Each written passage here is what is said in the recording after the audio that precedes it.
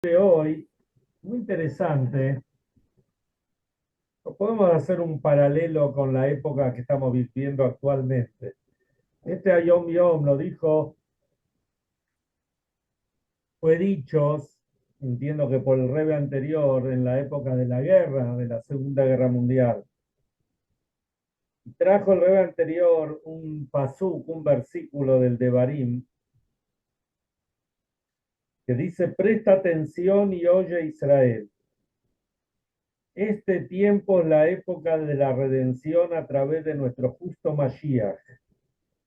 Y los sufrimientos que vienen sobre nosotros son dolores de parto del Mashiach. Israel no es redimida sino por medio de Teshuvá. No crean en los falsos profetas que les prometen redenciones y consuelos luego de finalizar la guerra. Recuerden la palabra de Hashem que dice: retorna Israel al Señor tu Dios. Shuba Israel a Hashem me lo queja. Y disponte con tu familia para recibir a nuestro justo Mashiach que viene realmente pronto.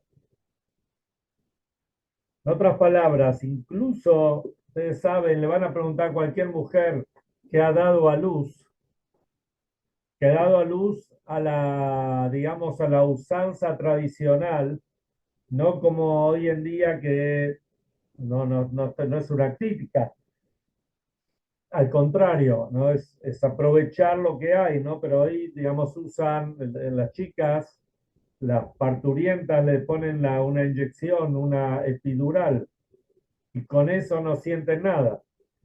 Pero cuando las que no usan la epidural, las que quieren tener un parto natural, dicen que los dolores son terribles y que en ese momento piensan que nunca más van a tener hijos.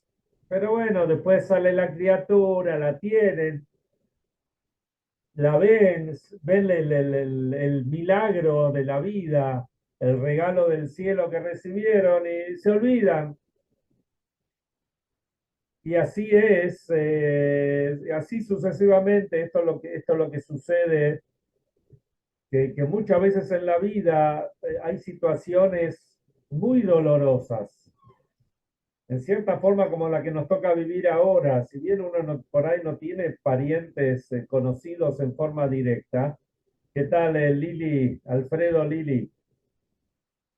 Este, de todas maneras, como ya lo hemos nombrado muchas veces, cada noticia que no es de las buenas, nos duele como esos dolores de parto, pero tenemos que saber que Ototot un Mashiach. Mashiach viene en cualquier momento. Y hay que saber aprovechar los momentos, escuchar el mensaje. Ahora enseguida en el Shiur vamos a hablar un poquito de esto, que a veces hay que escuchar y a veces no hay que escuchar. A veces lo bueno es no escuchar.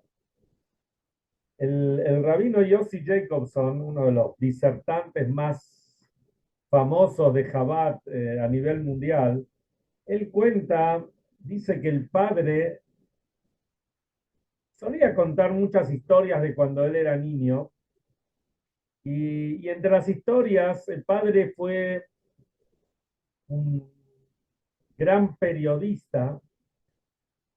Él fue el editor del diario Allgemeiner Journal en Yiddish, que fue el día en su momento, en los años 70, el diario en Yiddish de mayor tirada en Nueva York, en Estados Unidos.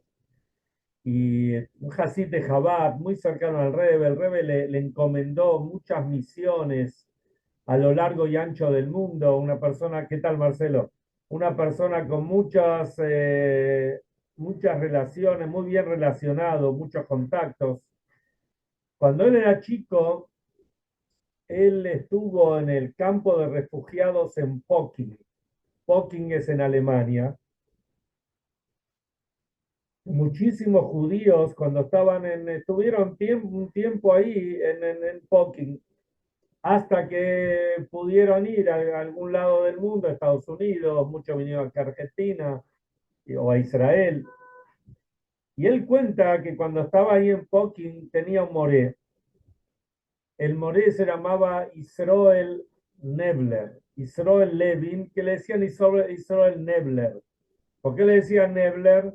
Porque había una ciudad ahí, no sé si en Rusia, en Ucrania, que se llamaba Nebel. En Nebel había muchos Hasidim de Jabat, muchísimos. Los Neblers se caracterizaban porque hablaban con la Lamet, la L, la Lamet, no les salía, no la podían pronunciar bien.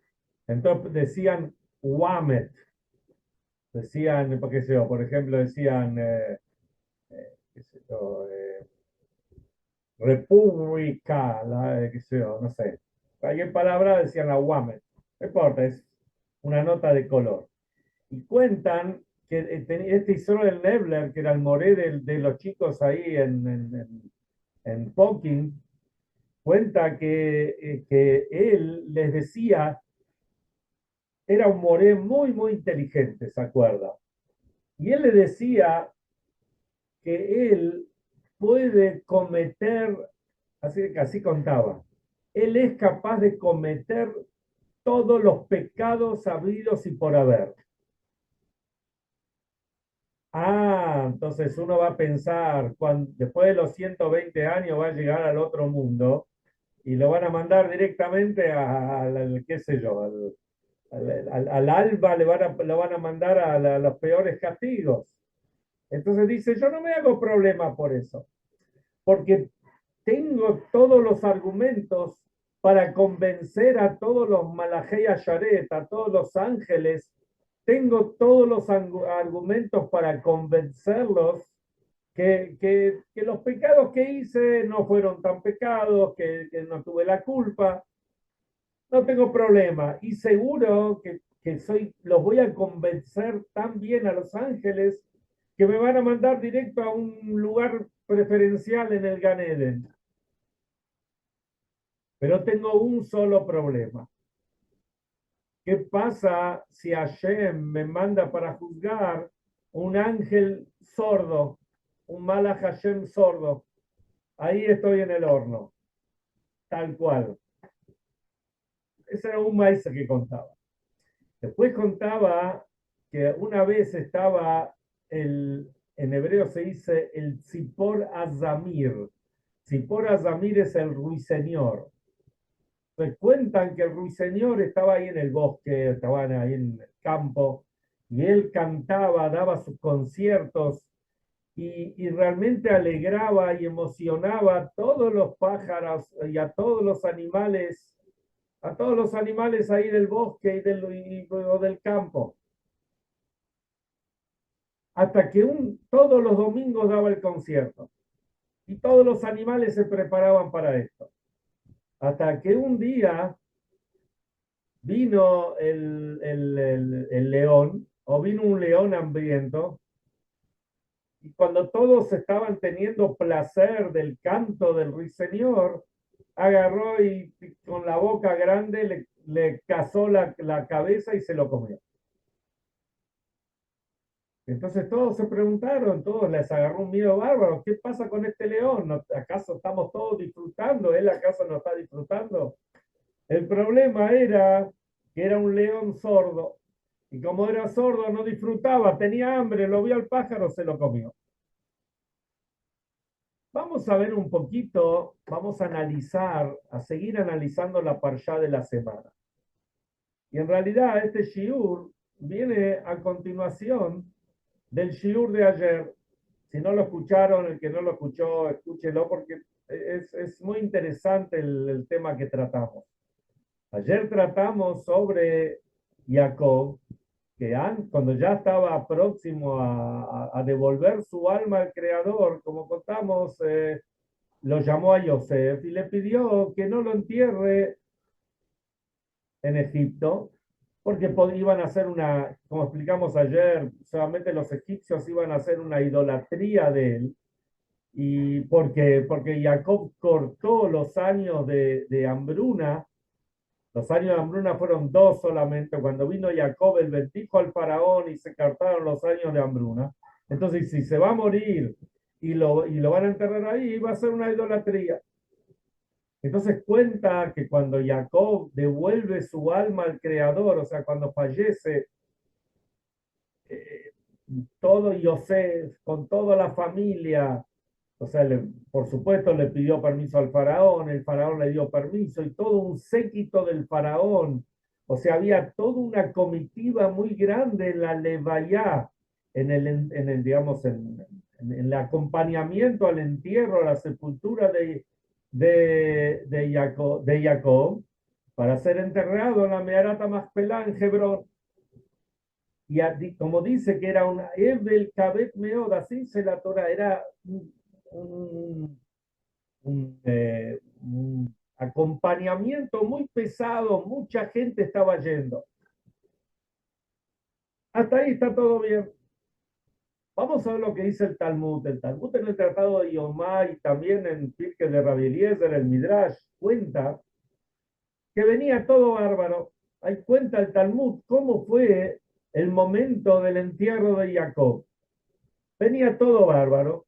Llegan a la Meharata Machpelah, llegan a la cueva de Machpelah y se encuentran con un personaje inesperado que tenía exactamente la misma edad que Jacob, 147 años, y está parado ahí en la puerta. Entonces, cuando quieren enterrarlo, así cuenta el Talmud, cuando quieren enterrarlo a Jacob, ¿quién estaba ahí? Esav, el hermano mellizo. Y Esav dice, escúchame, acá hay un lugar que queda en la Meharata Machpelah, queda un lugar vacío, porque era el lugar también se lo llama Kiryat Arba. Kiryat Arba quiere decir el lugar donde hay cuatro parejas. Ahí está Adán y Jabá, Adán y Eva. Están sepultados Abraham y Sara. Están sepultados Rivka, Isaac y Rivka. Y estaba sepultada ahí Lea, que Jacob la había sepultado cuando falleció y quedaba un lugar. E Isaac dice, ese lugar es mío, porque es tuyo, porque es de Jacob. Entonces, pero Jacob le había hecho jurar a Yosef que lo va a llevar ahí, lo va a enterrar ahí. Y le mostró que Jacob le había comprado ese lugar a Isaac. Entonces le dicen a Isaac, le dicen, escúchame Isaac, tío, le dicen, papá compró el lugar, te lo pagó bien, bien pagado. Entonces agarra, le dice, bueno, ¿y dónde está el documento? ¿Dónde está la escritura del lugar? Entonces el Talmud sigue diciendo, eso pidió Yosef. Entonces le dijeron, bueno, la escritura quedó en Egipto, no íbamos, ¿para qué vamos a traer la escritura? Se sabía que ese lugar era de Jacob. No, no, no, no, no. Yo no lo dejo enterrar acá hasta que no me muestren la escritura. Entonces pensaron, dijeron, vamos a mandar a Naftalí. Naftalí era uno de los hijos de Jacob. ¿Por qué a Naftalí? Porque Jacob bendijo a todos sus hijos, a cada uno le dio una capacidad especial. Naftalí dice Ayalash Luja, es como una gacela que corre rapidísimo. Vamos a mandarlo a Naftalí. Él va a salir corriendo. No había en ese momento ni autos, ni aviones, ni nada, por supuesto. Vamos a mandarlo a Naftalí. Él va a ir corriendo y va a traer el documento. Pero, pero empiezan a decir todos, pero no, por más rápido que vaya Naftalí, va a ir, va a tardar un par de días hasta ir a Mitzrayim, que debe ser, no sé, serán 700, 800 kilómetros por lo menos, ida y vuelta, encontrar el documento, venirse, descansar un poco, porque por más rápido que corra, tiene que descansar. Va a ser varios días, es un bizayón, es una falta de respeto para Jacob. ¿Cómo no va a tener acá Jacob? Entre paréntesis, me acuerdo una vez, yo era muy jovencito, hacía poquito tiempo que había llegado a Entre Ríos y falleció, creo que una señora, y la iban a enterrar, si no me equivoco, era en Basavilbaso. creo que era Basay el Vaso, si no, no importa dónde era. Me llevaron, bueno, entonces yo como rabino me llevaron para hacer el servicio. Cuando llegamos ahí, veo que está frenado el servicio. ¿Qué pasaba? Y no se ponían de acuerdo en el precio, estaban ahí negociando. Me acordé de ese maíz. Y era muy feo, la verdad, muy feo tener ahí la persona al MED, eso es una falta de respeto, tenía que haberlo arreglado antes. Pero bueno, no importa, se la enterró, Baruch Hashem. Se hizo lo que había que hacer. Y acá, imagínense, Jacob vino, el elegido entre todos los patriarcas, de él salieron todas las tribus. Él se llamaba Israel, nosotros somos los Bnei Israel, somos los hijos de Israel. Y lo vamos a tener ahí clavado días hasta que vengan a traer el documento. Y así todos peleaban, discutían con Esaú y no se ponían de acuerdo. En eso aparece un nieto de Jacob. Esto lo cuenta el Talmud, nuevamente les cuento. El nieto se llamaba Hushim. Este Hushim era un hijo de Dan. Dan tuvo un solo hijo que se llama, así dice, dicen en la Parsha, Ubnei Dan, Hushim, de los hijos de Dan, Hushim es el único que nombra. Este Hushim tenía una cualidad que era sordo, y hay quienes dicen que también era mudo. Entonces se las ingenió para preguntar qué está pasando acá. Hizo señas, habrá escrito, no sé cómo se comunicó. Entonces le dijeron, mirá, dice, ¿qué pasa que está el abuelo ahí, está el Zaide, o el Saba, está ahí, ¿qué pasa que no lo entierran? Entonces le dieron a entender que Hushim, que Jacob, que están discutiendo ahí por el lugar. A él, a Hushim, le agarró tanta bronca, dijo, ¿cómo? ¿Cómo van a despreciar así al abuelo? Agarró una espada y le cortó la cabeza a Isaac. Lo entierran a Jacob y cuenta que la cabeza quedó ahí entre las piernas de Jacob. Esto cuenta el Talmud. Y esto cierra lo que dijo, ¿se acuerdan cuando cuando Isaac se enteró que Jacob se había llevado las brajot y que Jacob se había llevado las brajot y quería matarlo? Viene Rivka y le dice a Isaac, vamos a mandarlo a Jacob un tiempo, a lo de mi hermano Labán. ¿Por qué voy a perder a los dos en un solo día? Y la realidad es que los dos fallecieron, los dos murieron el mismo día o fueron enterrados el mismo día, obviamente. Y acá viene una pregunta. Acá viene la pregunta del millón. ¿Quiénes estaban ahí? Ahí estaba Yosef. Yosef estaba con todo, como dijimos antes, con un montón de soldados, con todo un séquito que lo vino a acompañar. Yosef era el virrey de Egipto. Egipto era la superpotencia de ese momento. Es como cuando viene acá el secretario de Estado de Estados Unidos. Viene acá o va a Israel. No es uno más que va ahí. La palabra del tipo es muy fuerte, muy pesada. Entonces, y acá Yosef era el segundo del faraón. Imagínense que él podía dar una orden y listo, lo liquidaban a Isaac, perdón, en ese momento. También estaba Yehuda. ¿Se acuerdan la parshá de la semana pasada que Yehuda, cuando lo querían agarrar a Benjamín como esclavo, Yehuda se le plantó a Yosef? Y dicen que cuando él entró a hablar con Yosef, él pegó un golpe en el piso se movió todo el edificio. Y Yehuda estaba dispuesto a todo con tal de salvar a Benjamín. Y aparte de otras cosas que va contando la Torá, que no es el momento acá de explicar. Era un tipo que tenía gallas y sabía reconocer, y él tuvo liderazgo. De hecho, los reyes salen de Yehuda, el Mashiach va a salir de Yehuda. Yehuda se tenía que callar la boca, no podía hablar. Mejor dicho, hablar sí hablaban, pero podía haberse puesto fuerte, fuerte. Después tenemos Shimón y Leví. Shimón y Leví reventaron a todo un pueblo cuando violaron a Dina. Lo vimos hace 2 o 3 semanas atrás. Ahora, y de repente acá están calladitos, o están todos discutidos. ¿Vieron una familia cuando todos se ponen a discutir y todos gritan y todos discuten? Pero acá este hombre, acá Isab, había que poner los puntos sobre las IES. ¿Cómo puede ser que nadie tomó las riendas? Y viene este pibe, este muchachito, Kushim, el nieto, sordo, hasta puede ser que haya sido sordo mudo, se entera de lo que pasó. El tipo no perdió tiempo, agarró la espada, le cortó la cabeza y listo, ya está, se acabó el problema.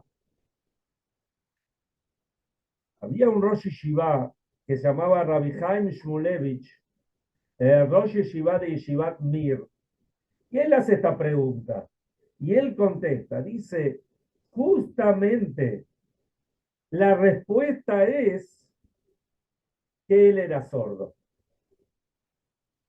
Él era sordo, ¿saben? Era sordo en la realidad, era sordo, ¿no? O sea, físicamente era sordo. Pero también está la parte, la reflexión conceptual que él era un sordo. ¿Qué quiere decir que era sordo? Él no le importó todos los argumentos que había ahí. Hay momentos que todos los argumentos que van para un lado y para el otro y que en definitiva estaban alentando al faltarle el respeto al patriarca Jacob, ¿no es cierto? Todos los argumentos no vienen al caso. Hay momentos que hay que actuar y hay que hacerse el sordo. O sea, hay que hacer, ¿vieron como esa expresión que dice, hay que hacer oídos sordos? A veces hay que hacer oídos sordos. Y por eso el Talmud, porque a veces uno se pone a pensar, ¿para qué viene el Talmud? Y nos cuenta toda la historia. El maíz es hermoso, está buenísimo. Pero lo importante no es solamente el maíz, pasar un buen momento, lo importante es el lekach tov, la enseñanza que nos deja. Y eso es lo que tenemos que entender. Acá vino un muchachito, está bien, pobrecito, era sordo mudo, pero apuro. Con la pureza de él, fue, agarró la espada y puso las cosas en su lugar. El lugar era de Jacob. Jacob no era Hasbe Shalom, un ladrón. Si la Torá dice, justamente al comienzo de la Parshá dice, cuando Jacob le pide a Yosef, anda, enterrame a Meharata Maspelá, a la cueva de Maspelá en Hebrón, donde ahí está mi abuelo y mi abuela, Abraham y Sara, y está mi papá y mi mamá, Isaac y Rivka, y ahí enterré a Lea, y ese es el lugar que yo compré, así le dice Jacob a Yosef. Si Jacob dice compré, porque compró, y seguramente le dejó el star, el documento de compra. Entonces, no hay dudas que a Jacob hay que enterrarlo ahí. Ah, se está metiendo Isab, escúchame Isab, si vos no querés por las buenas, te sacamos por las malas, el lugar no es tuyo. Se acabó. Con esa pureza, ¿no? Él no fue porque tenía alma asesina y fue y le cortó la cabeza. Era para salvar el honor de su abuelo, de sus Zeide. Y así es como uno tiene que defender el Yiddishkeit, el judaísmo, tanto en Israel, tanto en estos momentos de guerra, en estos momentos cuando lamentablemente hay discusiones, hay peleas, que si esta ley, si la otra ley, y a veces la gente se lo toma tan a pecho que es capaz de hacer cosas increíbles, como lo llaman en Israel, Milhemet Ahim, la guerra de los hermanos, que eso es lo que estaba pasando antes del 7 de octubre, desgraciadamente. Y ahora hay algunos que quieren darle un poco de manija también a este tema. Los Yehudim, hay momentos que hay que hacer, no podemos quedarnos quietos. No podemos, digamos, perder el tiempo o que quede todo en la discusión. Como decían los rebes, más vale una acción que 1000 suspiros. Hay que ir y hacer. El rebe decía que a veces hay gente inteligente, intelectual, que se burlan o se burlaban de los Yehudim del Shtetl, de los pueblitos. ¿Por qué? Porque era gente más ignorante, porque hay gente que no tenía plata, gente sencilla. El rey le decía, la fuerza para defender el judaísmo que tenían estos Yehudim, la gente de la gran ciudad, los intelectuales no la tienen. Ellos sabían que lo blanco blanco y lo negro negro, no hay grises. Hay que hacer así y esto se puede y no se puede. Ya que hablamos del padre del rabino Jacobson, contemos algo que contó el rabino Jacobson que le pasó con su hijo. Una vez viene el hijo dice se llama Mendel, ¿cómo se puede llamar? Y le dice el hijo, le pregunta al padre, el pibe tenía 7, 8 años, dice, papá, escuchame una cosa, si viene alguien y te ofrece un negocio que te vas a ganar 20 millones de dólares, así le dice el pibe, te salvas para toda la vida, digamos, ¿no? Un número importante. Pero viene en Shabbat, y tenés que firmar un documento en Shabbat y te ganaste los 20 palos, los 20 millones. ¿Vas a firmar? Le pregunta el chico al padre. El padre le dice, no, ¿cómo voy a firmar? El Shabbat no se puede firmar. Entonces dice, pero papá, una cosa, 20, una firmita, ¿quién te ve? No pasa nada, firmaste, te ganaste, te salvaste, nos salvaste a todos para toda la vida.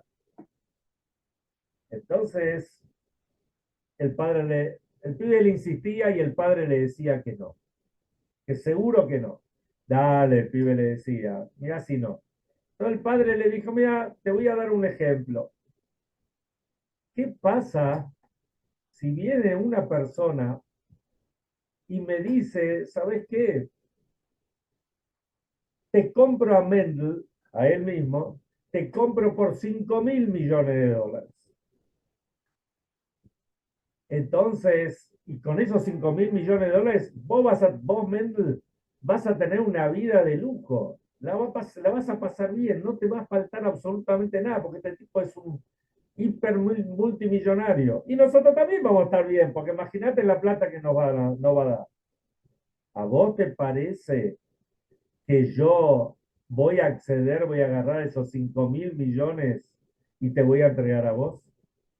Dice que ahí el chico se dio cuenta de cómo son las cosas, 7, 8 años tenía. El Yehudí tiene que tener una vida verdadera.